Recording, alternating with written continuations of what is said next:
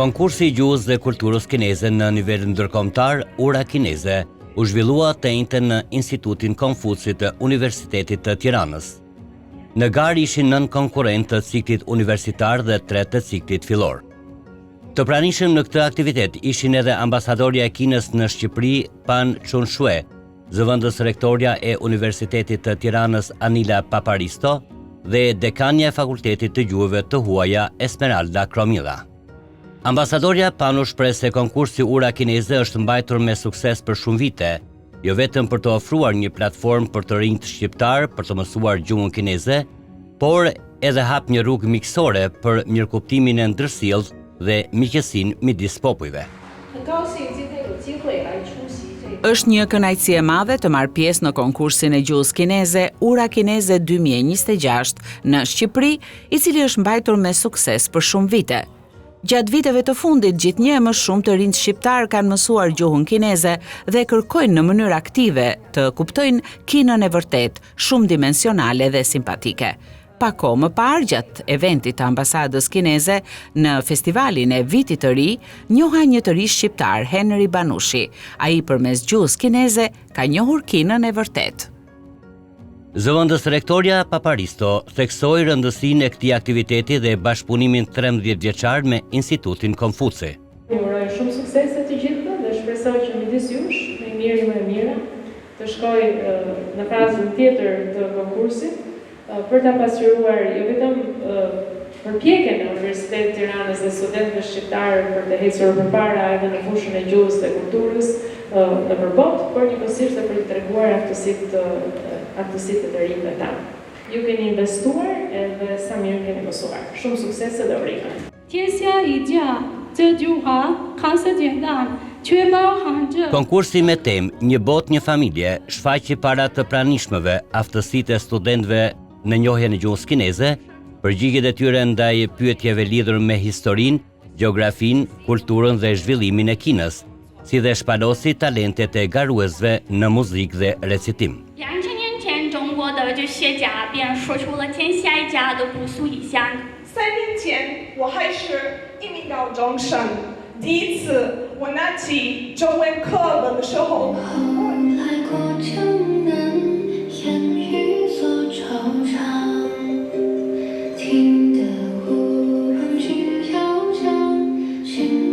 ，Juria ishte e përbërë nga Pranvera Lazo, drejtoresha e parë shqiptare e Institutit Konfuci, Ilyas Pahiu, sinolog shqiptar dhe kryetar juris, Gjen Baoguo, drejtori kinez i Institutit Konfuci, Huan Shuehu, këshilltar pranë ambasadës së Republikës Popullore të Kinës në Shqipëri, dhe Tan Xiao, trashëgimtare e artit të Taijis.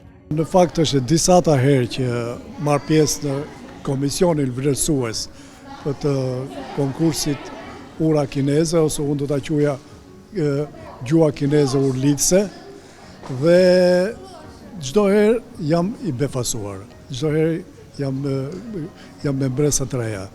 Edhe këtë radhë, performuesit, pjesëmarrësit në konkurs ishin me të vërtet impresionues, sidomos disa prej tyre kishin punuar mjaft mirë në të gjitha komponentët, si në drejtim të gjuhës, në drejtim të performancës, të interpretimit, të shqiptimit të gjuhës kineze, që është një komponent mjaft i rëndësishëm. Them që janë rrugën e duhur, them që në qoftë se do ta vazhdojnë këtë rrugë, me siguri që do të arrijnë nivelet mjaft të kënaqshme të gjuhës kineze. C， 我选择A。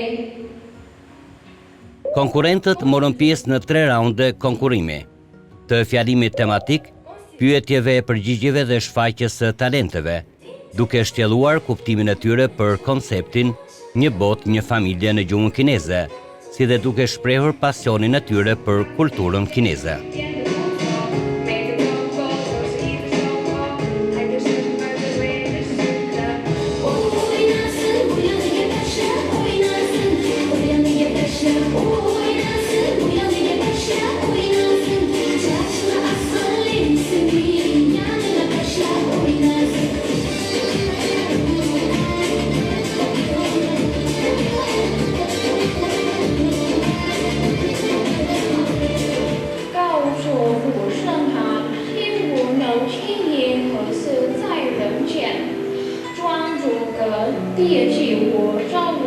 konkursin e kam për herë të parë që marr pjesë, edhe unë ndjej veten shumë mirë. Për mua do shërbej më shumë për të ardhmen, jo vetëm kaq, po edhe për shumë gjëra të tjera. Është hera e parë që marr pjesë në një kompeticion të tillë. Jam shumë e emocionuar dhe shumë e lumtur. Unë kam veshur veshjen e zonës Xinjiang të Kinës dhe jam shumë e lumtur që të performoj dhe një kërcim që i përket asaj zonës. Më mirë ndjej veten, mendoj që te kërcimi, shpresoj, të dalë mirë dhe mos gatrohem. Edhe më pëlqen shumë edhe pjesa e interpretimit kur fola, sepse mendoj që tregojmë se sa kemi mësuar ne gjatë gjithë kësaj kohe dhe sa ja ka vlit mundi, që jemi lodh dhe energjia. 谢谢你啊，大家再见。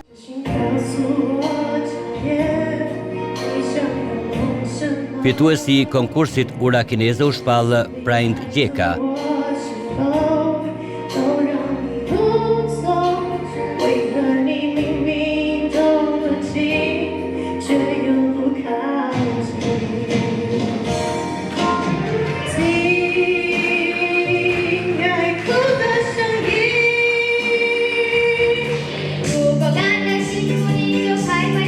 Ndërsa fituese nga konkurrentët e shkollave fillore u shpall Anel Papa.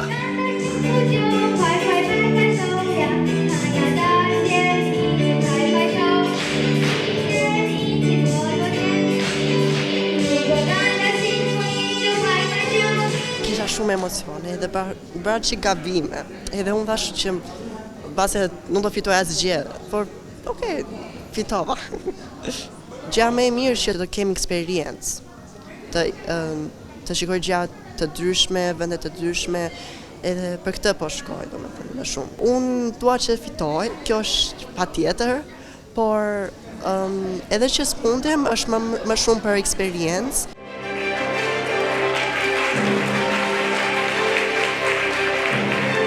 Ndjem shumë krenare për veten, sepse në fillim kisha pak emocione se mos do ngecja, ose se mos për shembull mundesha që të panikosesha. Te këndimi u ndjeva më mirë sepse pasi po duartrokiste edhe audienca bashkë me mua, edhe po ndiqnin duartrokitjen me ritmin, ishte më qef ku këndova. Mua pëlqen Kina se edhe kam lindur atje ku kam qenë bebe, edhe kam jetuar atje për një vit, edhe dua që ta vizitoj përsëri atë vend.